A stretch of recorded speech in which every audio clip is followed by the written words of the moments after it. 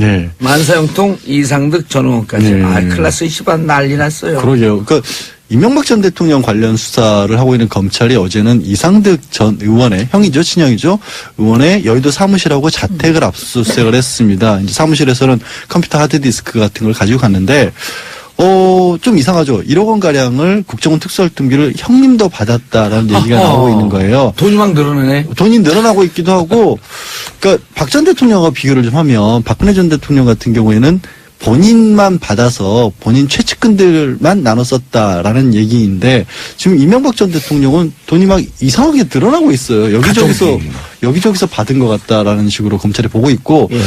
또 이상득 전 의원 같은 경우 왜 받았냐라는 얘기가 당시 이제 원세훈 국정원장 시절에 예. 인도네시아 그 대통령 방한에 있었을 때 호텔 이렇게 우리 국정원 직원들이 걸렸죠. 들어갔다가 걸렸잖아요, 두 명이. 청소 아줌마한테 걸리셨죠. 그런 창피한 일이 벌어지던 시점이었는데, 혹시 그거를 무마하기 위해서 이제 돈을 건넨 게 아니냐라는 의혹을 좀 받고 있기도 하고요. 근데 참 이상득 전 의원 같은 경우에는 그걸로 끝날 게 아니라, 사실 이 얘기를 국정원에서 돈이 나갔다는 얘기를 많이 털어놓고 있는 사람 중에 하나가 김주성 전 국정원 기조실장 아니겠습니까? 예. 근데 이 기조실장을 이명박 전 대통령과 연결시켜준 사람이 사실은 이상득 전 의원이거든요. 원래 이상득 전 의원 쪽의 인물이었어요. 그러니까 재계 인물이었지 어떻게 보면 국정원과 인연이 있던 사람이 아니었는데, 이제 예산을 주물러야 되기 때문에 특별히 신뢰할 사람이 필요하다라고 해서 이제 이명박 전 대통령이 추천을 했고, 그래서 국정원 기조실장을 맡았던 인물이 서울시장 시절에 세종문화회관장까지 하지 않았나요? 네, 그렇죠. 예. 그랬죠. 그게 이제 그렇게 연결됐던 게 사실은 이제 이상득 전 의원이었거든요. 그러면 이 기조실장이 지금 입을 열고 불리한 얘기들을 하고 있는데, 그걸 추천해 준 사람에 대해서까지 압수수색을 했다, 검찰이.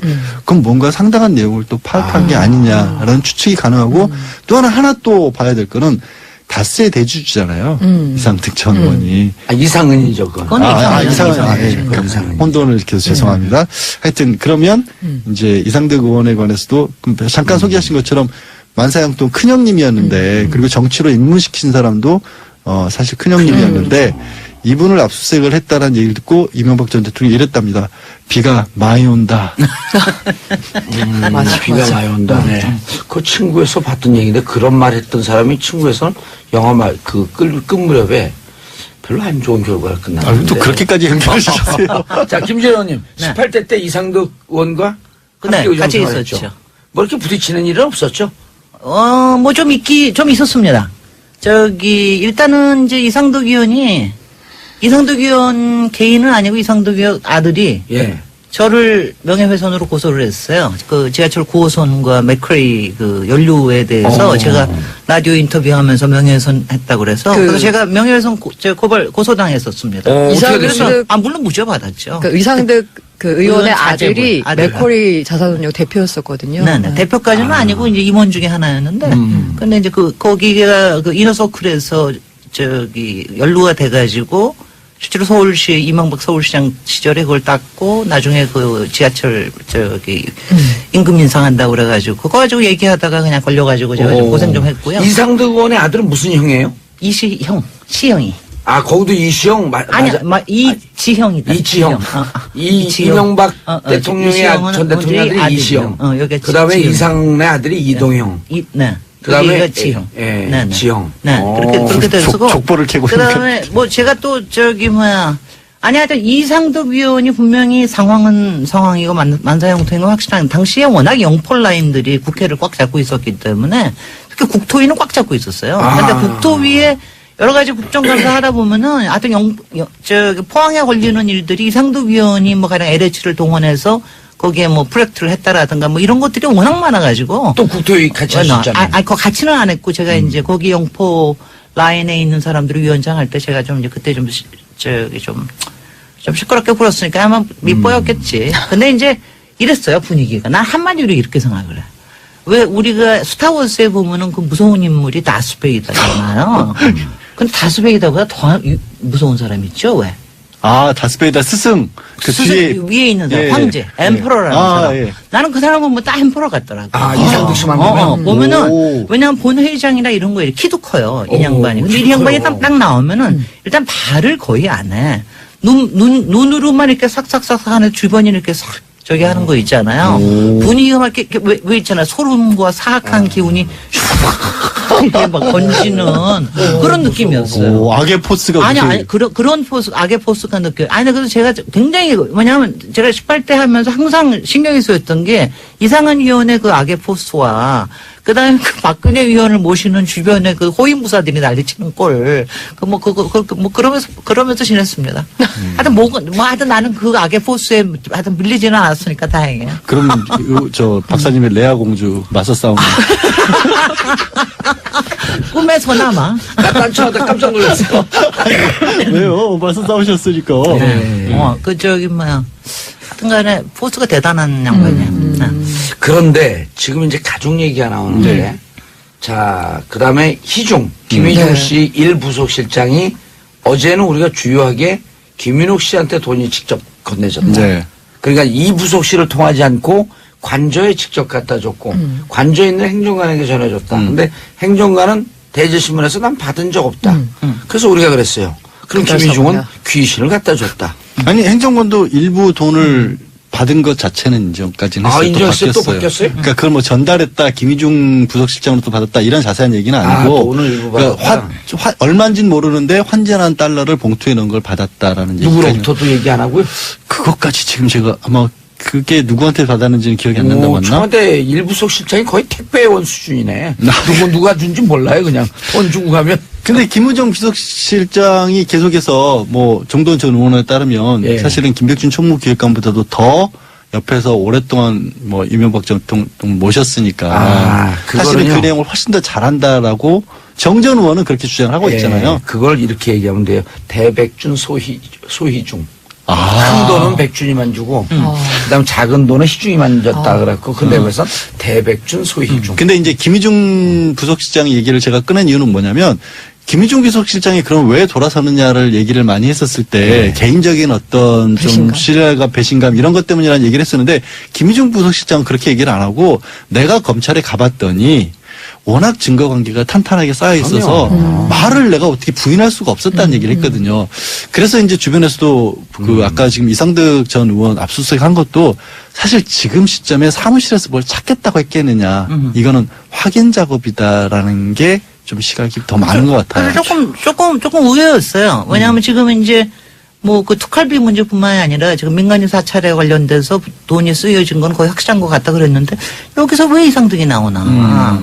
이상득 의원하고 무슨 고리가 있어가지고 그러나. 그래서 지금 뭐 얘긴즉슨 특활비만이 아니라 다른 또 무슨 소스, 돈이 나온 소스가 또 뭐가 나온 게 아닌가 뭐 이런 추측도 가능할 것 같긴 해요. 예, 추측이고 이제 지금 김주성 이분이 사람들이 김주성을 그 저쪽 이제 보수진영에서 얘기할 때 무슨 허접한 말단 직원처럼 얘기하고 이 말단 직원이 무슨 가족들과 무슨 관계가 있고 대통령하고 무슨 독대하냐 아유, 이렇게 하는데 이분이요 한화 이상득 있을 때 이분이 부회장 출신이에요. 부회장이 허접한 직업이에요? 그 세종문화회관 관장 출신이에요. 그리고 국정원 기조실장은 국정원의 투탑이에요. 그럼요. 그래서 국정원장이 대통령에 직보하지 않거나 그럴 때 직원과 직보로 서수만 일대일 독대가 가능한 게 비일비재하게 할 수 있는 자리예요. 그렇게 하게끔 하기 위해서 기조실장을 서로 계보가 좀 다른 사람을 네. 넣는 거거든요. 상호 견제하라고. 근데 보수진영에서는 특히 뭐 저기 자유한국당에서 건방지게 기조실장이 어떻게 대통령하고 독대를 하냐고. 그 건방진 기조실장이요. 국정원 이제 계속되고 있는 게 특수활동비 문제잖아요.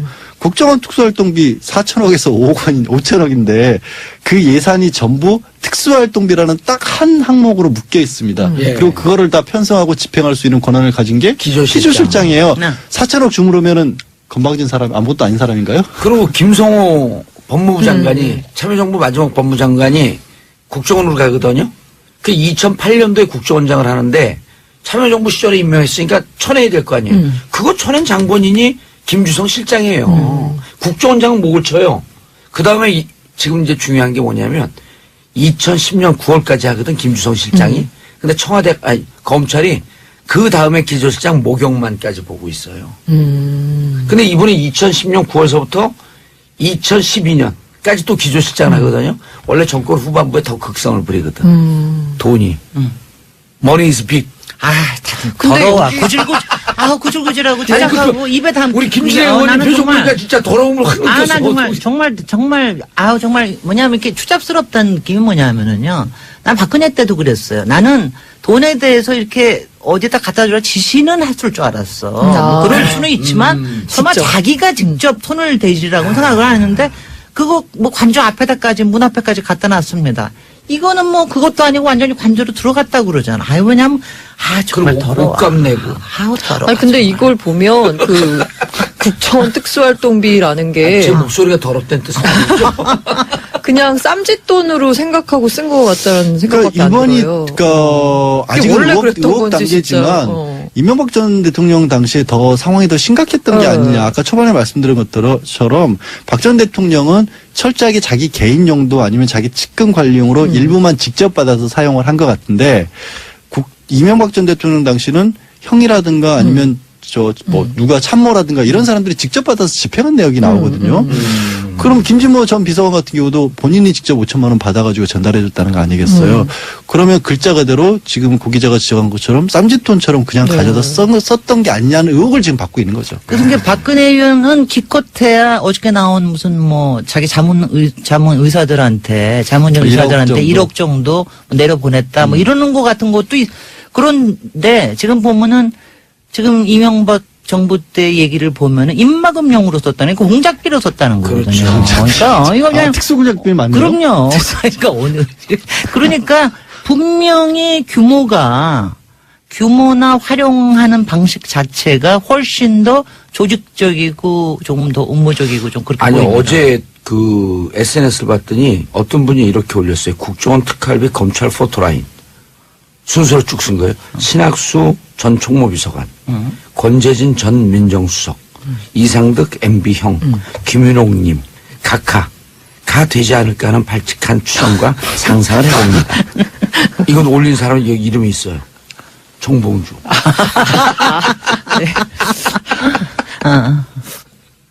그런데 목욕만까지 가면 이거 심각. 그리고 이게 금맥을 캐는 것 같아요, 의원님. 네. 점점 돈이 커져. 그러니까. 근데 우리가 4개월 전에 제보 받았을 때는요. 네. 수십억 단위였었어요. 아. 그리고 우리가 지금 제보 받은 그 내용 그대로 가고 있어요. 이게 이제 해외로 갑니다. 아니, 제보 받은 내용에 따르면. 근데 해외로 가는 거 순간에 그래서 그다음에 저 김희중 씨가 검찰에 들어가니까 워낙 탄탄하게 가지고 있다. 그렇죠. 이거 탄탄하게 갖고 있다 그랬는데 김희중 씨도 그러고 김주성 씨 같은 경우도 국고 손실죄거든요. 이게 자기가 빼돌렸으면 국고 손실죄가 무지하게 큰 형이에요. 10년 이상이 가능하죠. 1억 원 이상일 경우에. 10년 이상의 무기징역이에요. 예? 그럼 그거를 벗어나기 위해서는 할 수 있는 내가 한 방법은 게 아니다. 그러면 본인이 누군가의 지시를 누군가의 하는 지시에 거죠. 따라서 어쩔 수 없이 빼왔다라는 얘기를 할 수밖에 아니, 없는 뭐 빼온 상황이죠. 게 아니라 누구의 지시에 의해서 난 집행했다. 어. 이게 특별 활동인 줄 알았다. 왜? 그분이 지시했기 때문에. 그렇게 빠져나가야 되거든. 그 이참에 그 특수활동비라는 거 좀 어떻게 투명하게 할 수 있는 방법은 없나요? 지금 그건 근데 그건 특수활동비라는 있지. 용어 자체가 사실은 법에 없는 말이에요. 그러니까 뭐냐면 국정원 같은 경우는 특수활동이라는 걸 하긴 해요. 네. 근데 지금 특수활동비라는 이름으로 한 19개 기관에서 이 돈을 쓰고 있는데 이게 어떤 얘기냐면 뭐라고 딱히 그러니까 통제를 받기 싫을 때 그 돈을 특수활동비라고 해서 그냥 쓰는 거거든요. 아, 근데 내부에 기록은 다 남기게 돼 있고 내부에서 저기를 하게 돼 있으니까. 아, 내부에 지금 이제 네. 이번에 문제가 된 게 이제 기조실장들은 본인들의 옛날에는 본인들 관리용으로 기록을 했던 거지 그걸 국회에 들고 가서 감독받지도 않는 거거든요. 글쎄 말이에요. 영수도 필요가 없고. 그렇습니까? 그 돈이 아까 제가 지적한 게 이거예요. 다른 부서들은 그나마 정상적인 예산이 편성이 돼 있고 아주 일부 검찰 같은 경우도 사실은 수사를 하다 보면 실제로 밥값이라도 들 때가 있거든요. 예산으로 정식으로 통과받기는 어렵더라도. 근데 국정원은 그냥 4천억, 5천억 원이 특수활동비라니까요. 다른 게 없어요. 그리고 알아서 배분하는 거예요, 내부에서. 그래서 그 부분을 국회에서도 법을 바꿔서 네. 필요한 부분을 인정을 하더라도 나머지 부분들은 아니 국정원 직원들도 하다못해 사무실에서 뭐 모자란다. 갑자기 왜 모자? 제가 김진애 박사님 보고 거기다 모자가 떠올랐는데 제가 딱 짜줄게. 책상 사고 컴퓨터 여기에 사고 특활비 안 쓰셔도 돼. 이거는 그런 예산은 투명하게 하자는 거죠. 그렇죠. 그리고 감사도 받을 수 있고 국회 정보위에 보고하면 되거든요. 비공개로. 그리고 1급이나 2급 비밀로 클래스파이 해갖고 딱 분류해갖고 이거 공개하는 사람 법적 처벌 물으면 되는 거예요. 그렇게 했고 어쨌든 감사를 받으면 되는 거 아니에요. 예. 지금까지는 안 됐었다는 거죠. 그건 그렇죠. 안 통째로 돼 안 있었죠. 했다는 거죠.